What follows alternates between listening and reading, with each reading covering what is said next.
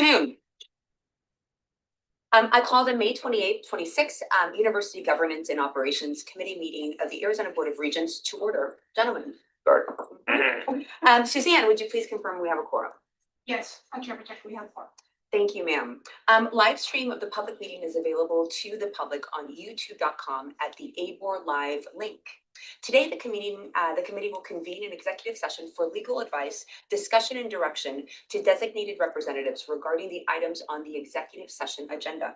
At approximately 1:55, once the executive session is over, the committee will reconvene in the Lincoln Conference Room for public session to hear the items listed on the agenda.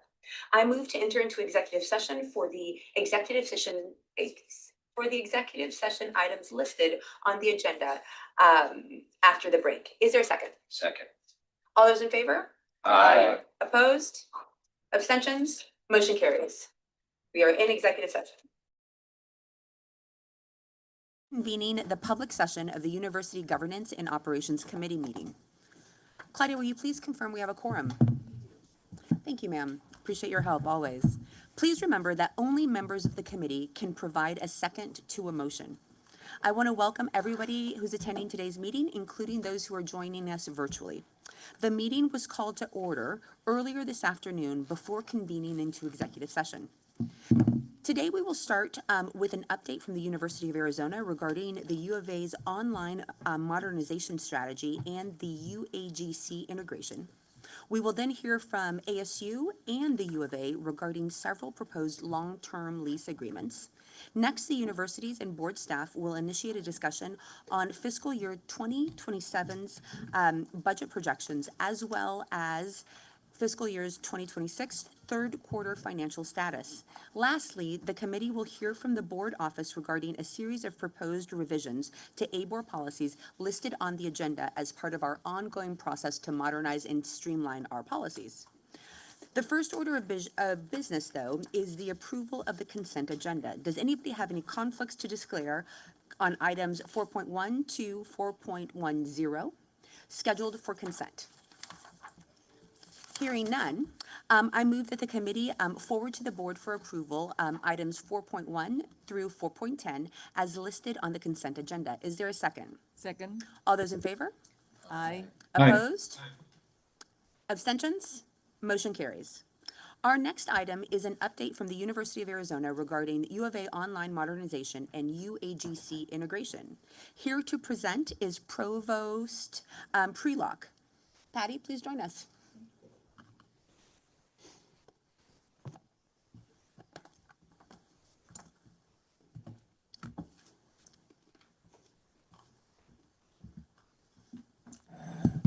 Thank you so much. It was about a year ago that I was here and asked for an exception to 3 policies from ABOR. I think it was on the job 3 days. So now I've celebrated my 1-year anniversary. Okay. So if you could go to the next slide, or am I moving that? Okay.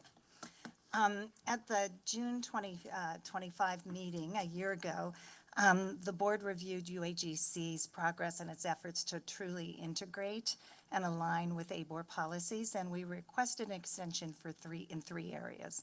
The first was aligning with the general education requirements. The second was course numbering, and the third was faculty appointments.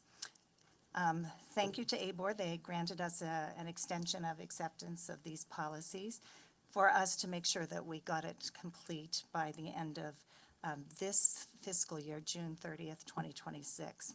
So I want to just share with you the 3 actions and what we've done, and then I'll talk to you about our modernization plan. So the specific actions that were taken include policy 2-2110, general education, and UAGC general education requirements have been aligned with the board-approved U of A general education framework.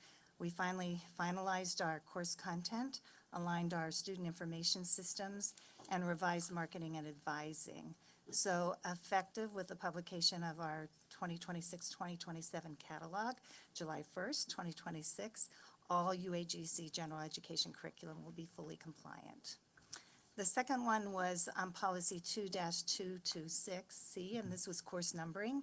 And UAGC graduate course numbering conventions have been totally realigned to meet with the ABOR requirements. Updates to the legacy course numberings have been made to our student information system. And our marketing and advising materials have all been changed. And so again, with the publication of the catalog, July 1st, all course numbering is fully compliant with ABOR policy. And the third one was the conditions of faculty service. As you remember, UAGC faculty and academic administrators were put in as staff first. And at the time of the acquisition, pending review of their titles, their qualifications for teaching, et cetera, so that it would be more aligned with the University of Arizona standards. So these reviews were conducted in a 3-step process. The first, all academic administrator positions were posted for rehiring through an open internal search process. We had a review committee of University of Arizona faculty, including members of shared governance. They made recommendations to me for appointments as career track faculty serving as academic administrators. And I approved those appointments January 2026. The second step was, once that happened with their administrative level, all other UAGC faculty prepared dossiers, like documentation that we do typically have for promotion, et cetera, and they included teaching portfolios, their letter of intent, and what they hope to accomplish as a UAGC faculty. And then we had the dossiers reviewed by the department heads and committees of faculty peers, not only at UAGC, but all of our shared governance main campus. So we had deans, vice provosts, faculty who made recommendations for those appointments as career track. And I approved those at the end of this academic year. And then third, the full-time faculty conclude with a review of all adjunct faculty. And Frank Dooley, our current lead in UAGC, is making those appointments, and those will be effective starting in the fall. So, effective July 1, we are fully compliant with chapters 2 and 6 of the board policy, and thank you for your patience. Well done, very well done. Yes. So then I thought I would give you just a little sense of what our new institutional framework is for this new era of online education at the University of Arizona. So we have an institutional framework and we have a student-centered framework. In the institutional framework, the goal is to really look at, we have Arizona Online and we have UAGC. And so our market focus is a little different in each of those areas, but we have integrated them. So on the Arizona Online, it really prioritizes the individual, what is their need for their educational framework. On the UAGC framework, it's much more meeting the specific needs of the military as well as employers. So those are the two distinctive pieces for that. In terms of academic design, on the Arizona Online piece, it's really utilizing UA faculty-led pedagogy. So they're the same courses, but they're just online and taught by the same faculty. The academic design on UAGC is much more self-directed and experience-driven learning to make sure that students are getting the experiential pieces because we're being responsive to what the employers need and what the military needs are. The third area is admissions. And admissions, the standards for UA, the University of Arizona Online, is exactly the same that it is for our main campus. On the admissions for UAGC, it's much more an open access enrollment. And then the calendar is very different. Of course, the Arizona Online follows our university calendar, and the calendar for UAGC is they have start terms like every 2 weeks. So that gives you one sense of kind of the institutional framework. From the student-centered framework, we're really trying on the Arizona Online piece to give the students a flagship experience, but in a digital way with identical faculty and curriculum. On the UAGC, much more open access platform for adult learners that requires a lot more flexibility so that they can learn where they're at. From an identity perspective, the Arizona Online uses research-intensive faculty, where UAGC uses practitioners, a lot of professors of practice for applied emphasis of the learning that they're receiving. And then the recognition is on Arizona Online, it's a U of A degree. UAGC, it's a U of A degree with a global campus designation. And so if we think about what the mindset is here, what we're really trying to do for this mindset is really shifting our operational framework so that people understand online education is fundamentally different from our residential models, and so we have to be responsible and responsive to those. So our people is really synchronizing leadership and integrating staff into kind of a unified Arizona online talent pool.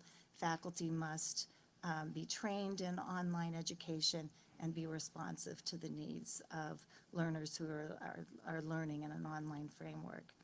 The process is really rethinking our brand and kind of creating a unified service model to eliminate silos that have been legacy and redundancy. So the integration of these two online models, although they have distinctive audiences and markets set, they're utilizing processes and technology that is less redundant and much more consistent. And so the last piece is the technology piece, and that is how do we really leverage synchronized IT systems and AI to really drive efficiency. And so our IT team has integrated, as has our finance team and our marketing team. So I just wanted to give you this kind of new era of online education and where the University of Arizona has gone in the last year. I'm happy to answer any questions. Do we have any questions from the committee? Thank you very much. This item does not require committee action today, and we really appreciate the update. Yes, thank you. Next, we have two requests from ASU. They are ground lease and related agreements for the redevelopment of Center Complex and a long-term lease for the West Valley Innovation Zone. Dr. Morgan Olson from ASU is here to present both items. Welcome, Dr. Olson.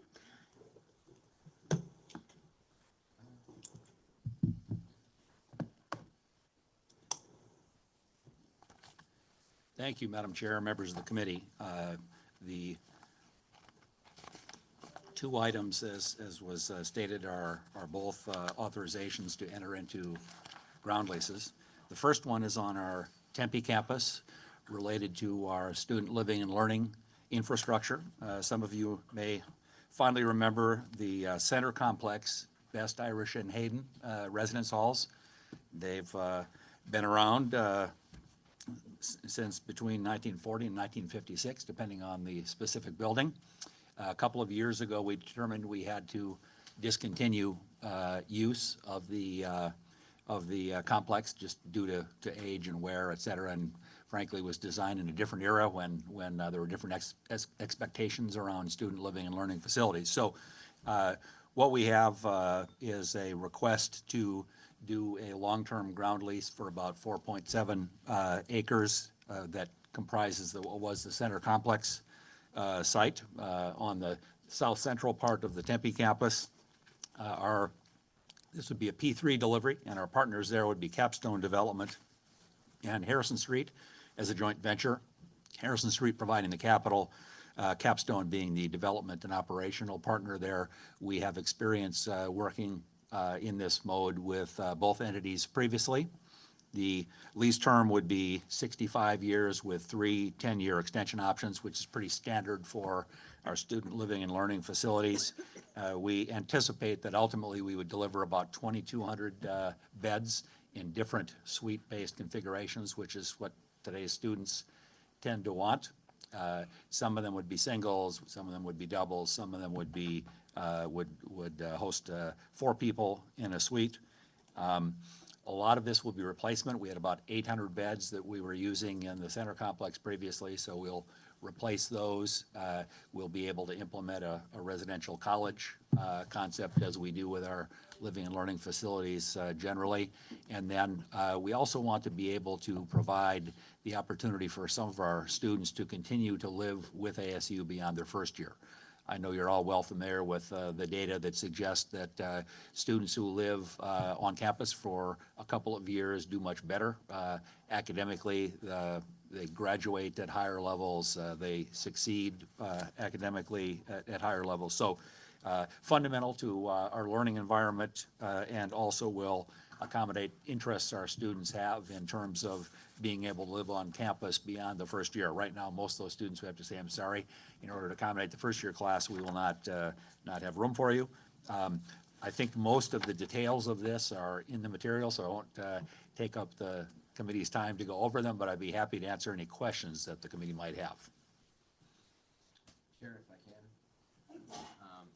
Just in transition, kind of number of beds and availability of beds for students that want to be on the campus. Again, we're doing a lot to make more of that happen, but again, is there any issue in this transition you see between students raising their hands saying, I want to live on campus, and our ability to say, yes, you can? Well, I think this will increase our ability, for rising first-year students to be able to stay on campus if they choose. Not all will, for a whole host of reasons, but there are more, we know, based on the market studies that we've done, that would like to continue to live with us than we have.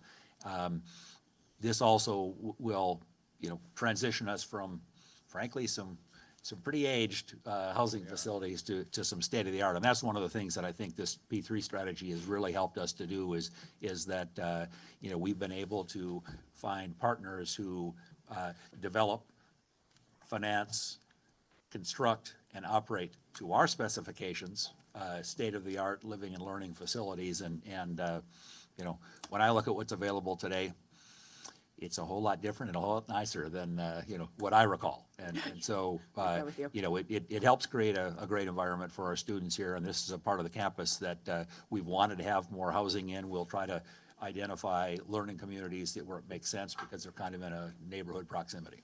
Okay. Are there any other questions or comments? Morgan, what about parking for this additional number of students in light of the Apache parking structure that's next door and Gamage over the way and I guess south on Apache or north to 59? Well, you know too much. You know exactly the parking facilities that are closest, Regent Penley. Yes, we do anticipate, using both of those parking facilities to help support student housing. But the reality is, if the students weren't living with us, many of them are going to be driving cars to, come to campus from elsewhere. So we already have, we think, some of that.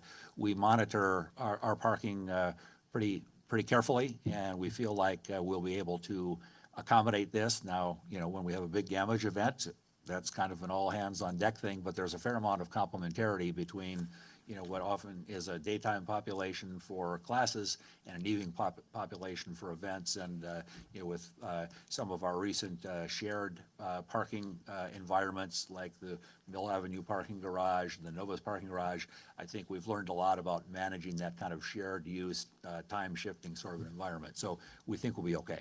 So you can handle it. That's what we think. Are there any other questions or comments? Hearing none, this is an action item, and we need a motion. Do you want us to do both of the leases together? Yeah. Okay. So please proceed, Dr. Morgan. Okay, with item 2.2? Yes, please. Yes, so the second ground lease is a little bit different. This involves our West Valley campus and is a project that would initiate our innovation zone on the West Valley campus. So we're very excited about that, but even more excited about the relationship that we would have. This would allow us to enter into a 99-year ground lease with Phoenix Children's, with whom I would imagine most of you are familiar, a premier children's healthcare organization that's located right here in the Valley. The ground lease would be for about 7 3/4 acres. And I just mentioned Dr. Ashish Patel's over here. Dr. Patel, you want to just raise your hand? Dr. Patel is the physician-in-chief for Phoenix Children's and is the executive leader that we've worked with on this project. And I'll give you just a little bit of context there before I talk about the facility that would be constructed. We've long had a very collaborative relationship with Phoenix Children's. The university provides a bespoke pediatric nursing program that is intended to give the amount of nursing or pediatric nursing experiences, clinical experiences, as well as classroom that Phoenix Children's believes you need, to be a good pediatric nurse. Not all programs do that. We also work with them on a social work program that is healthcare related. We do a number of joint research projects with them, and we believe that this is kind of a continuation of that. A number of years ago, Phoenix Children's came to us and indicated that they had identified a need that they were unable to meet with their current approach for behavioral care for children and adolescents. They had a unit, I should say, in the hospital on McDowell Road, but it was diseconomic. It wasn't large enough to either reach economy of scale or to meet all the demand that exists. And the leaders of Phoenix Children shared with us that in many cases, if you have a child who needs this kind of care, you have to leave the community. So this will allow us to assist them in providing that kind of care right here in the Valley. It also is going to be tremendous for us. As you know, we're very focused on expanding ASU Health to improve health outcomes for the population. We believe that there are tremendous clinical experiences for our various healthcare-related students, as well as psychology and some other disciplines. And there will likewise be opportunities for joint research. We have a working group that Dr. Patel is leading on that to identify and build out those opportunities, including a lot of our ASU Health deans. So we're very excited about what we'll be able to do as a collaboration, and this will also be the start of the innovation zone on the West Valley campus. So they would build about 160 to 170,000 square foot facility, initially about 72 beds, scaling to about 96 beds, outpatient care, inpatient care, all focused on behavioral health. So that is sort of the summary, Madam Chair, and if there are questions that the committee has, I'd be happy to answer them. Are there any questions on this project for Morgan? Please. Thank you. What new learning opportunities does this give ASU students that don't currently exist? This is a really exciting and cool project, so I just want to hear a little bit more about that. Yeah. So finding, for example, clinical placements for nursing students is actually very hard and is one of the constraints to actually scaling nursing production. So in our work with Phoenix Children's, that has helped us to increase the number of annual nursing graduates we have, and we think we can double down on that. In fact, President Crow is counting on our ability to do that. We also know that there are other allied health disciplines in terms of counseling and psychology and social work and various types of rehabilitation that will benefit. This will be co-located with our West Valley campus. There's tremendous investment in healthcare infrastructure throughout the Valley, and so Phoenix Children's have multiple locations. One of the things that we will be talking about with them is how do we leverage that, to provide these clinical experience opportunities that we did. And of course, we now have a medical school with 36 students starting this fall. The dean just happens to be a psychiatrist by training, and so is very interested in the development of this partnership. Thank you. Regent Poli. What a great partner in PCH to really have. My experience with the ER with the child pediatric nursing is great. So wonderful partner. Thanks for the input. Any other questions or comments? These are both action items, as I mentioned earlier, when I was jumping the gun, and we will need a motion for each. We'll start with the ground lease for redevelopment at the center complex. I move the committee forward to the board for approval ASU's request for a ground lease and related agreements for redevelopment of the center complex with new student housing at the Tempe campus as presented in the executive summary. Is there a second? Second. All those in favor? Aye. Opposed? Abstentions? Motion carries. Now for the long-term lease for the West Valley Innovation Zone. I move the committee forward to the board for approval ASU's request to enter into a long-term lease for the West Valley Innovation Zone at ASU, including a departure from ABOR's policy 7-101E, defining commercial in nature, as presented in the executive summary. Is there a second? Second. All those in favor? Aye. Opposed? Abstentions? Motion carries. Thank you very much, Dr. Wilson. Coming up next, there is a request for a long-term lease agreement with AZ-ZBT, Inc. for land and improvements located at 1731 East Second Street in Tucson, Arizona for the University of Arizona. Josh Wright, the U of A's Chief Facility Officer, is here to present. Thanks for joining us, Josh. Floor is yours. Thank you, Madam Chair, members of the committee. Appreciate the opportunity to present to you today. I'm also joined by Richard Cate, the Senior Advisor to the President for Operations. If there are any questions, he'll be on virtually. This item, as you mentioned, is for a long-term lease of a former Greek house that the university owns in the heart of our Greek village on campus. It is a building that is minimally used and that we do not have a future strategic use for, and so we would like to return it back to its original purpose as a Greek house. So ZBT is in good standing with the university. We have a very positive relationship with them. They are interested in recolonizing at the U of A starting about a year from now. And so as their leased property comes to an end, they would like to move into more permanent quarters with the university. And so this is a good opportunity for us to divest to some degree of a building that's in need of some repair and that we don't have a use for, that also fits with our overall Greek housing options that we have on campus. So this will be a 60-year lease with appropriate provisions for increases, and also to ensure that it continues use for Greek student housing and that they remain in good standing with the university. I'd be happy to answer any questions you might have. Are there any questions or comments for Josh? Hearing none, this is an action item.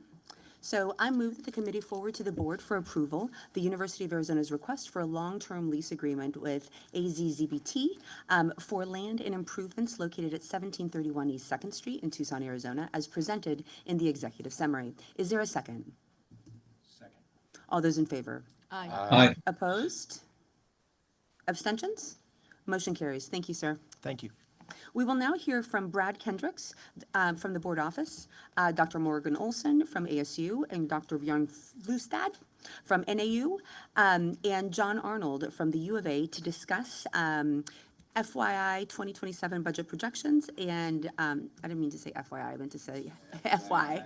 Maybe FY. And FY 2026 financial status for the third quarter. Please join us, gentlemen. As an FYI. I didn't mean to say FYI, I meant to say FY. Thank you, Chair. So I'm going to go ahead and get us started by doing a brief overview of our third quarter updates to system-wide financials. Since you guys have the clickers, someone can next slide. So we typically go over what our process is, next slide again, for quarterly reporting to the board. Just by way of reminder, each quarter we come and provide updates of what the universities are currently projecting in their financial details for the year in order to be indicators of what our current year financial management looks like and how that tracks against the budget assumptions that we started the year with. That said, we also simultaneously look at overall financial health and look at planning for future budget years as part of our process. Next slide. So as we're preparing to head into budgets for this year, we do need to check on where are we going in the current year, like how are things going. So at a system-wide level, I think the important takeaways are that all three universities are still tracking ahead of budget as it relates to debt position. That indicates a certain level of solid financial management within the confines of the current fiscal year. So things are being managed professionally. All three universities are projecting to end the year with positive financial results, even if that's close to break even.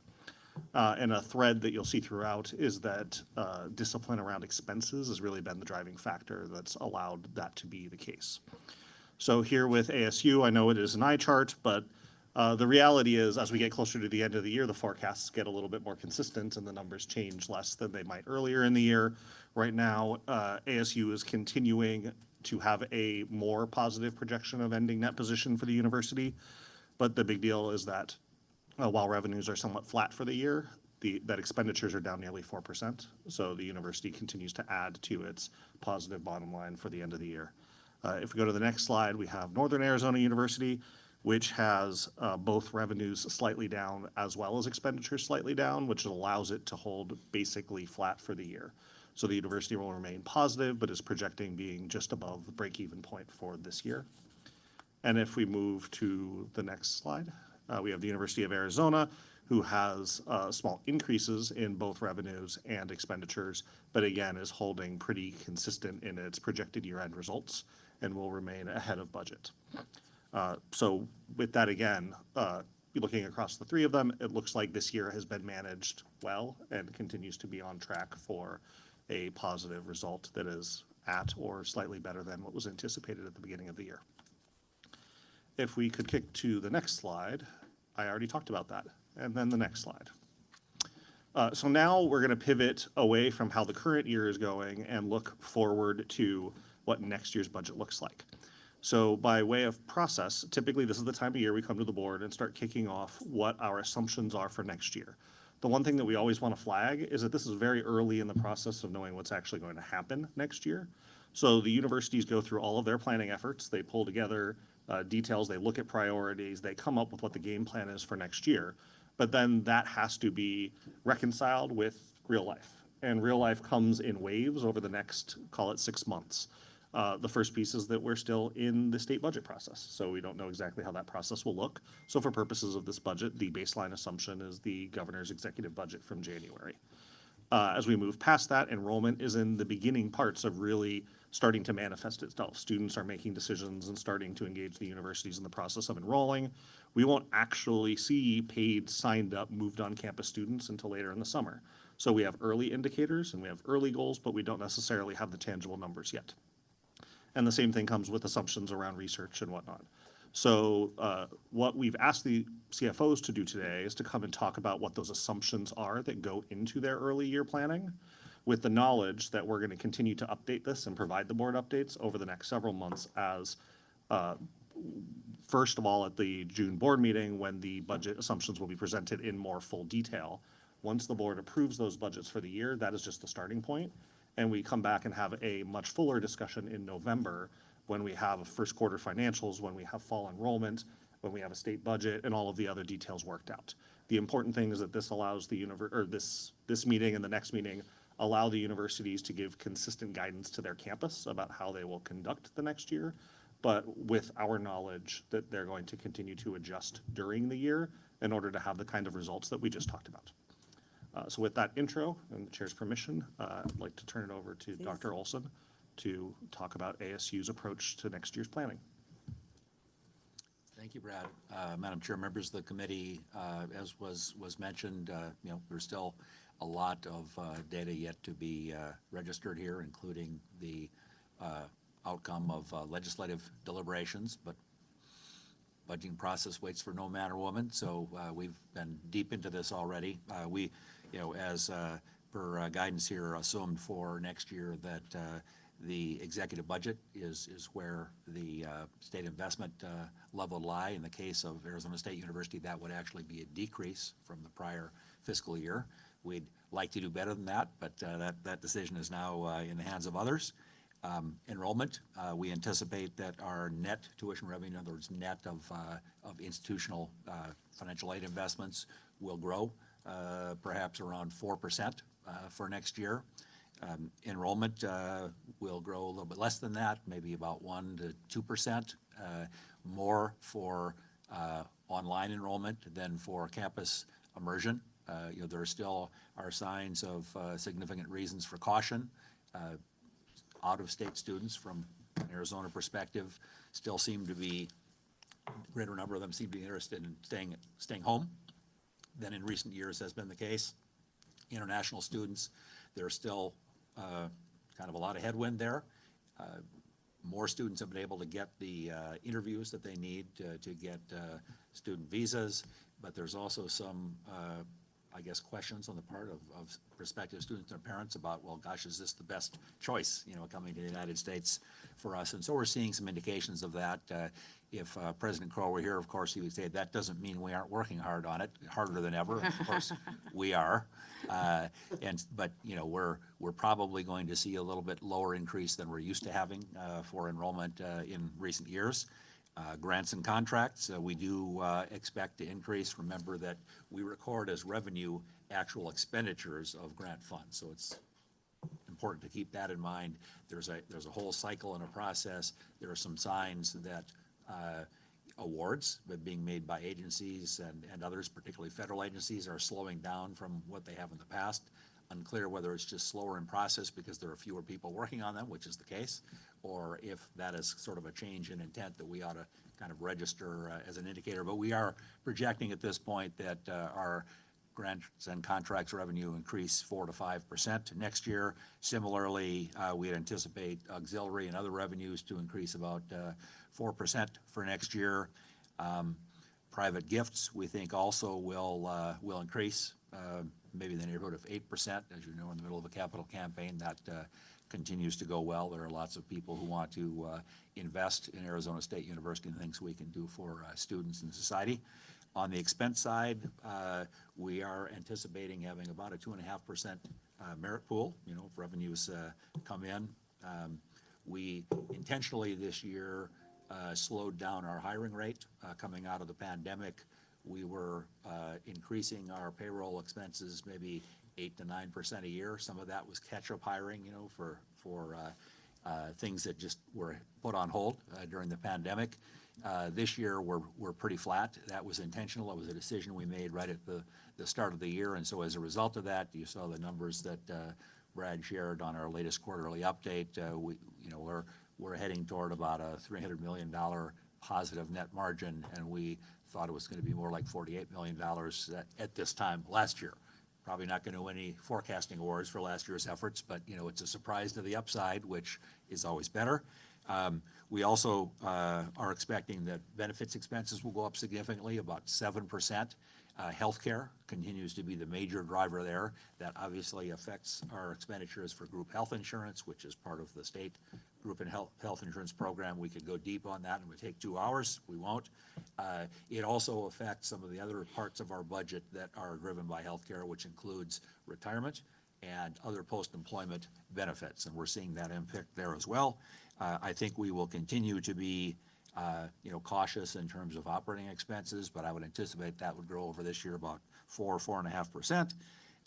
And our net position, we think, will probably be the lowest that we will experience over the last 4 years. If we are close to right about the $300 million this year, you know, the number that we're looking at next year is probably more in the neighborhood of $125 million positive net margin. Under the circumstances, you know, still a good number, but we like to be between a 3 and a 5% positive net margin each year, and that's at the lower end of that range for sure. So that'd be the quick summary. You'll get a whole lot more, including slides and fun charts in 2 weeks, but if there are questions, I'm happy to address them. Thank you very much. Who's next? Bjorn. All right, thanks, Brad, Madam Chair, members of the committee.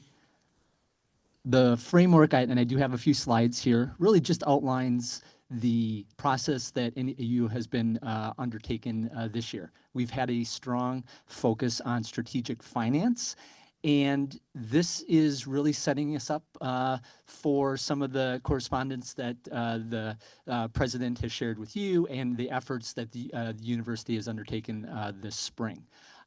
Really meeting the moment as we head into FY27.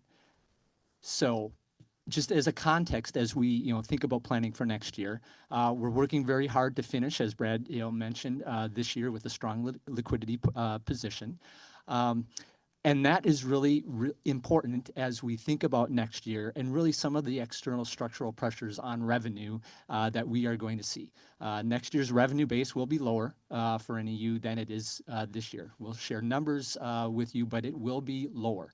What that means is we have to be very diligent in aligning the expenditure base with that lower revenue to basically position ourselves not only for next year, but as more importantly, FY28 and beyond. So FY27's framework, which we are very focused in on over the past several months, is really thinking about how we are delivering services. What is our structure? What is our design? You can see some of the key things that we're looking at, position control and resizing. Thinking about how do we have our administrative positions deployed throughout the university. Thinking about layers, spans of control, consolidating functions. thinking about what is the staffing level that is needed and aligned with enrollment. Within all of this, teaching is a priority. Teaching is prioritized as we think about next year. Our research efforts will be much more targeted and focused going forward. And that's really thinking about positions and personnel services. Obviously, it's the biggest expenditure that we have. And because of the fact that we've been focused in on strategic finance, we are starting right now, April to April, with 4% fewer benefit eligible positions than last April. So that is a good trajectory that we are working on. Space utilization is also something that's very important, thinking about standardizing business hours, building hours, so that we can really have more control over utility expenditures, as well as just custodial expenditures across campus. We are, in the process now, in the summer, of, having people move out of the SBS West building and relocating those to other, buildings on campus. That is going to save over $300,000 in annual operating expenditures as we, close that building, as well as, remove, once we eventually demolish that, over $10 million of deferred maintenance from our deferred maintenance backlog with that building. And then thinking about how our workload and delivery model is aligned throughout the state. We are really taking a look at the number of statewide locations, especially in the Valley, and prioritizing those, key locations that have, an important aspect for delivering dollars, but also, serving students where they are. So we're really, taking a close look at what statewide sites we are operating in, especially in the Valley. What this does for this upcoming year as well as future, higher net position, as what Brad said at the beginning of this item, targeting a 1.5% of revenue for next year, targeting 3% of revenue beginning in fiscal year 28. That gives us a little bit of that shock absorber type reference that the president has said to be able to respond more adequately and being that anti-fragile university going forward. Next year, targeting more than 170 days cash on hand as we think about expenditures going down, as well as being very diligent in monitoring cash. And then what this does then for FY28 is position ourselves then for further investments and on that forward-looking, what does NAU look like 5 years, 10 years, 25 years down the road. It's, positioning ourselves to be basically investing in the university for 28. So with that, that's just a little bit of the framework and context that we are, working on, and we'll be able to talk through and share details in terms of numbers at the upcoming board meeting. Great. Next. Thank you. Thank you, Madam Chair. Before we get into this, a couple of things. One, I'd like to congratulate Brad and his staff and thank them for the Fiscal Management Summit that was held at the ABOR offices a couple of weeks ago. And also thank the other CFOs and their teams that came to that event as well. It was I think, highly successful and really a terrific event. We shared some general information, but the focus of that meeting was on the University of Arizona. And we very much appreciated the exercise and the feedback that we received that day. So thank you. I thought it was really an excellent and helpful exercise. Second, I think Morgan did a terrific job just chatting through the general overview of higher education. We're facing many of the same challenges that he outlined there. As we looked at the framework for our budget in fiscal 27, first, just echoing what Brad said is we're headed towards a balanced budget in fiscal 26.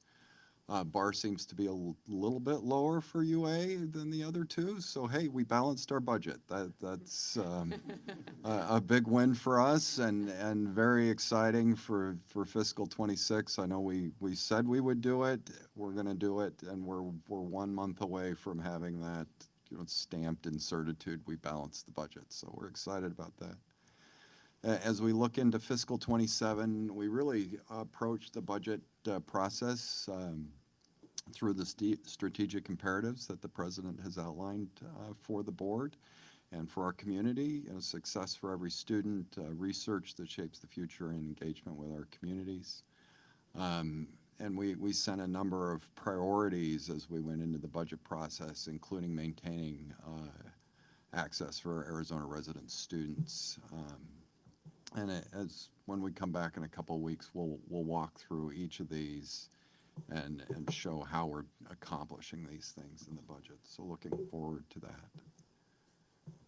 So our primary assumptions, as Morgan noted, we're assuming the governor's budget proposal for state support, which is a decline from where we're at in 2026. We will be down slightly in NTR revenue, at least we're forecasting that we'll be down slightly. That is in line with our enrollment approach and with the expansion of health sciences. Similar to ASU, we think our grants and contracts will be up next year. And then we have some we'll have decline in all other revenue. We had a number of significant one-time revenues that came to the university in fiscal '26, specifically around the CAMI construction project that won't be there in fiscal '27. And so that'll change, and you'll note that in our overall revenue structure. Of course, those expenditures also go away. So that's just the ins and outs of one-time revenue and expenditures. One thing I wanted to just show for the board, an item that we're dealing with as we look at fiscal '27 is the Promise program. Fiscal '26 had one of those one-time revenues and that we enjoyed in fiscal '26 that will not be there, at least appears not going to be there in fiscal '27. So big supporter of the Promise program, believe it's been successful and are grateful for the one-time revenue that came in fiscal '26. But as we look at '27, that cost is shifting back to the university, and that's worth almost $9 million in increased expense for the university just for UA. And then finally, as we've discussed with the board before, we're moving towards a new budget model. We've monikered Arizona Forward. That is more transparent, student-centered, it's data-informed, aligned with the imperatives, and hopefully predictable and sustainable as we move forward. When we took a temporary pause on budget models over the last couple of years as we worked through our financial issues, with the return to a balanced budget, more stability in our fund balances, growth in our fund balances, we believed it was time to move back into a more stable budget model that our business centers and colleges could really rely on as they make their plans. And looking forward to further discussions in a couple of weeks. Thank you very much. Thank you, Regent. Assuming that we're going to be seeing this information in more detail, I don't believe the committee is going to have a lot of questions or comments today, but I imagine that you can all expect some questions and comments in 2 weeks. This was a discussion item and does not require committee action. Next, the next item is a proposal to make adjustments to the board's policy on financial status updates. Brad, the floor is yours. Thank you very much, gentlemen.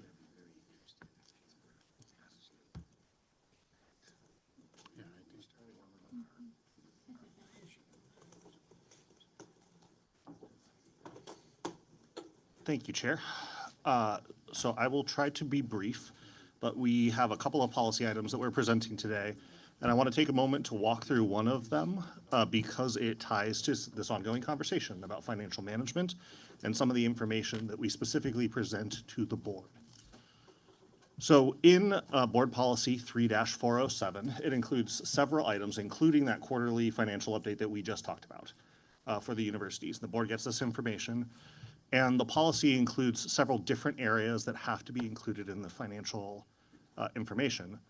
Section C specifically talks about liquidity monitoring, which is what we commonly think of as days cash on hand, and all the related issues about university cash that is available for reserves and overall fiscal health. The reason I'm highlighting section C is because there are 4 pieces in it. One of them is actual cash range, where we talk about having cash balances for each quarter with high and low data and historical data to compare. There's revised year-end projections around cash on hand.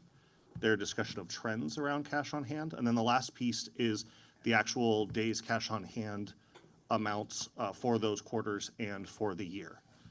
The reason we're talking about this today is because the 2 things that I've highlighted there have not typically appeared in the board's reports over the last couple of years since putting it in policy. And we're going to walk through a little bit why we have not included that, because it is kind of confusing. And I'm not exactly sure that it adds a lot of information for the board's benefit. So the 2 big detractions from this idea of including actual cash numbers and quarterly cash numbers is, first of all, that there's no benchmark for in-year figures. So the reason we use days cash on hand as a fiscal health metric is because it compares to, or it's a number that is mirrored or that is included in our bond rating agency numbers. So every institution that participates in the bond market is putting out that metric. Moody's is putting that out for all of higher ed. So we have benchmarks to compare to. We can look at our peers, we can look at each other, and we have this point in time year-end audited number that can be compared across institutions.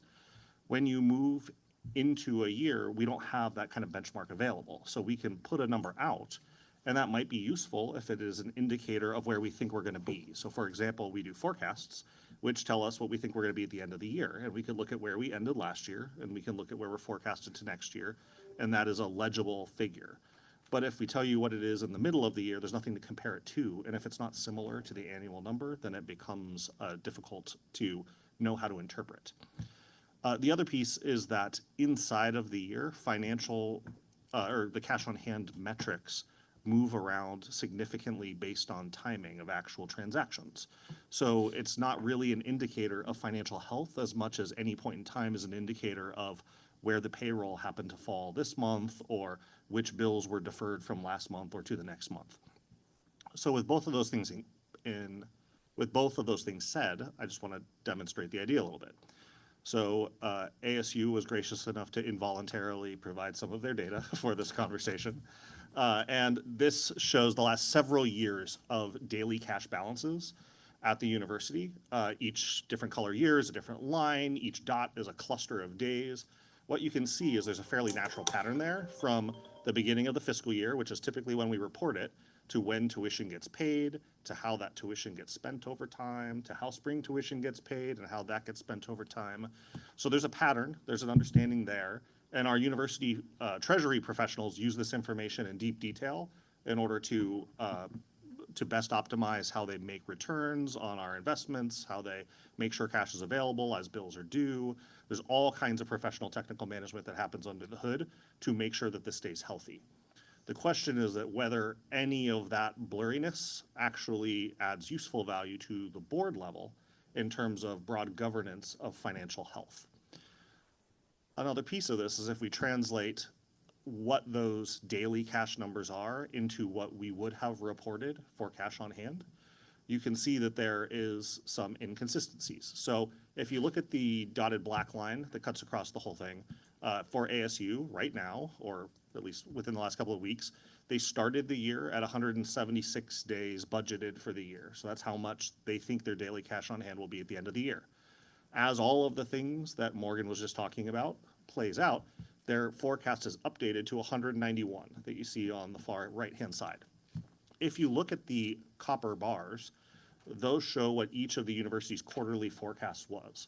So it started at 176, 177 in the first quarter, 182, 191, and that's what we're on track for as the current focus at the end of the year.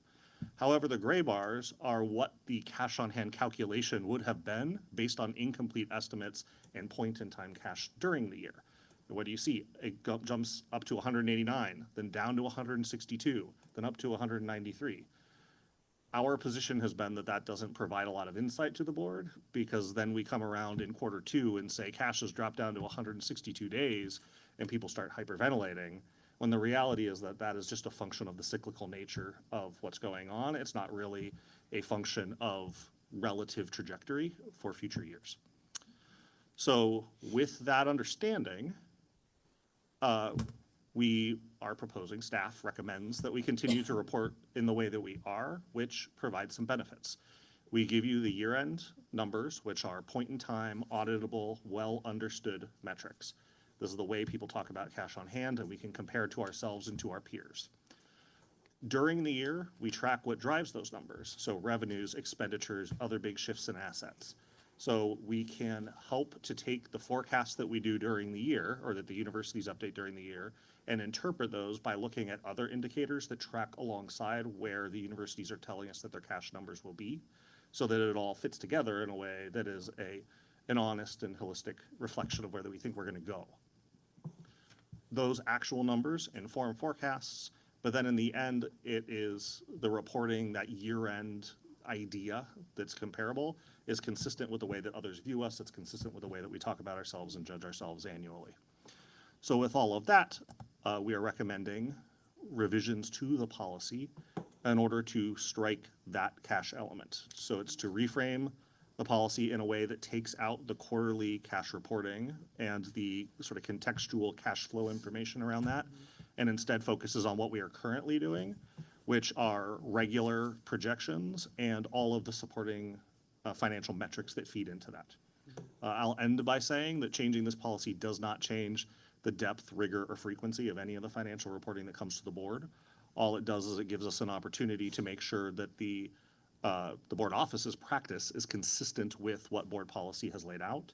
And we don't want to have things in board policy that would lead to misinterpretation or that wouldn't add any value or additional data points to the information and commentary that we're already providing.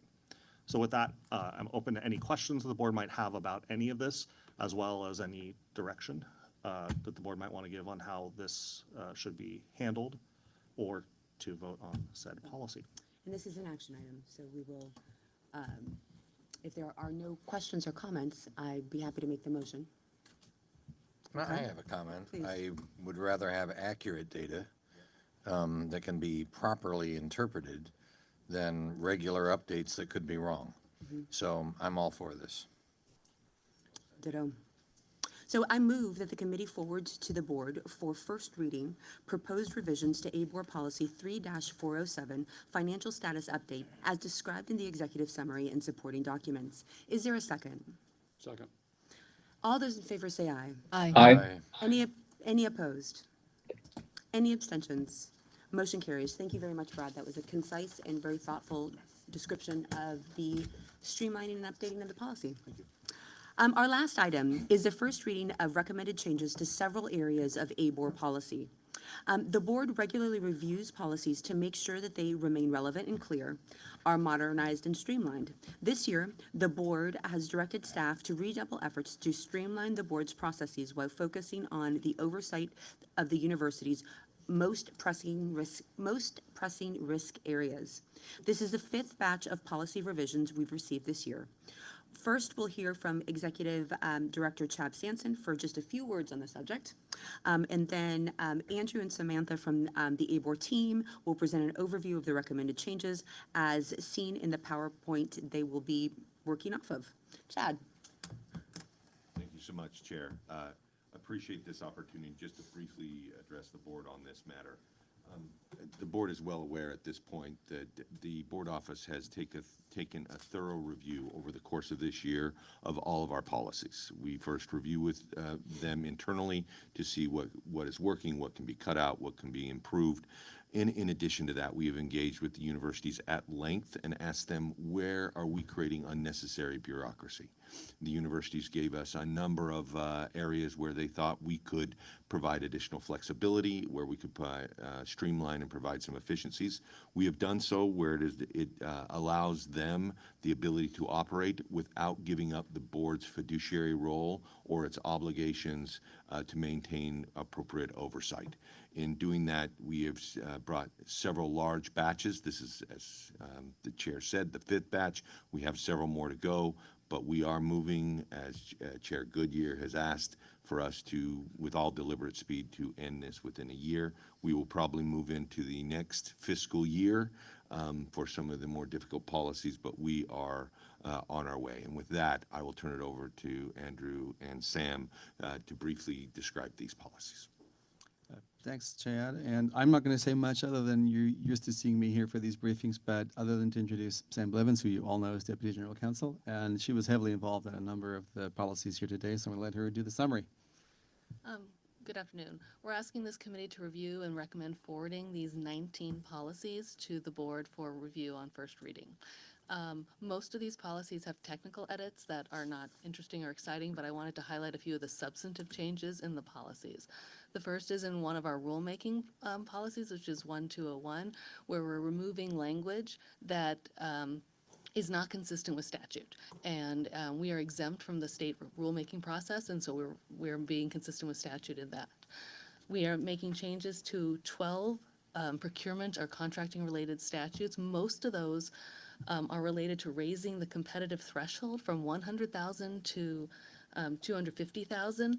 This increase is basically adjusting from inflation. We have not raised that threshold since 2014. We're amending our conflicts of interest policy so it complies with statute in relationship to contracts. 6 of these policies are personnel related, and they are clarifying that the university president has the right to define who fits in those classifications. We're also making it clear that leave with pay is not a disciplinary action, and that evaluations and notices of appointments are not hand-delivered to people anymore. They're actually done electronically, so we're modernizing the policies to reflect how things actually work on campus. And I would be happy to answer any questions. Are there any questions of Sam or Andrew? Okay. I have an Please. observation Yes. as well. This is just good policy hygiene.